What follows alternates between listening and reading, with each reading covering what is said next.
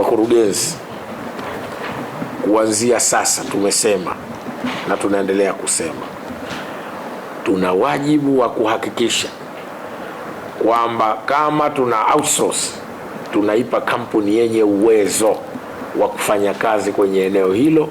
Lakini mna wajibu manispaa kutoa elimu bado kwa watu, muende kwenye jamii, mpitie vyombo vya habari. Kubwa zaidi, zitumieni zile adhabu za papo kwa papo ambazo zimewekwa kwa mujibu wa sheria, zitumieni ili tuone wale wanaofanya makusudi baada ya kusha kutoa elimu sasa zile ziwe zinafanya kazi. Kwa mfano, leo unakuta watu wanafungua tu vigenge kwenye walkway. Haiwezekani. Sisi tunajenga barabara wapite watu wapite kwa uzuri.